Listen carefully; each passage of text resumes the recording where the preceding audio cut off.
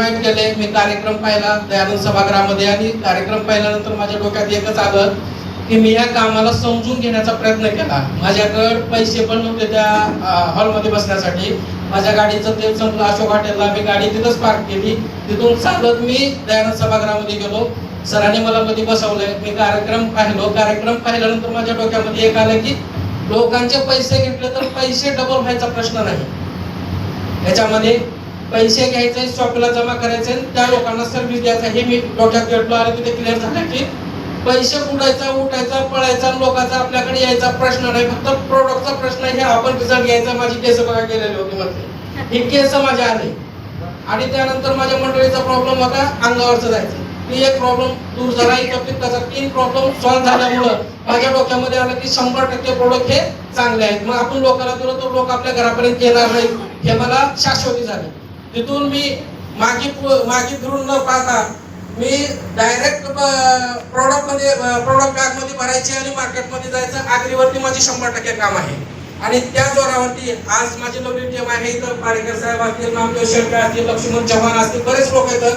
असे ह्या लोकांच्या माध्यमातून मी मार्केटमध्ये जात गेलो, लोकांना प्रोडक्ट देत गेलो, लोकांना विश्वास देत गेलो. लोकांना तुम्हाला रिझल्ट मिळाला तर पण त्याच्यात 50% रक्कम रिटर्न मी देतो म्हणून त्यांना विश्वास द्यायचा. आणि मी संपर्कात लोकांच्या जात राहिलो, त्यांना माहिती देत राहिलो, त्याचा विश्वास संपादन केलो आणि आज ह्या स्टेज पर्यंत पोहोचलो.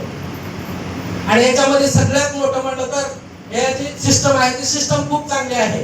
कारण एकट्याच्यानं एवढं मोठं भांडवल लावणे हे शक्य नाही. माझ्याकडे तरी 10 रुपये पण नव्हते, 100 रुपये ते गाडीला तेलाला त्या दिवशी पैसे नव्हते. पण आज त्या माध्यमातून 30,000 रुपये कमवतोय.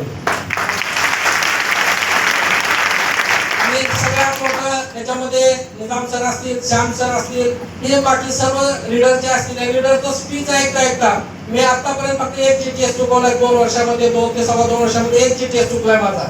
मी जीटीएस न चुकवल्या मला स्टेज आणि MI लाईफच्या बॅनरच्या खाली उभारण्याची माझी हे अवघात झालेले आहे.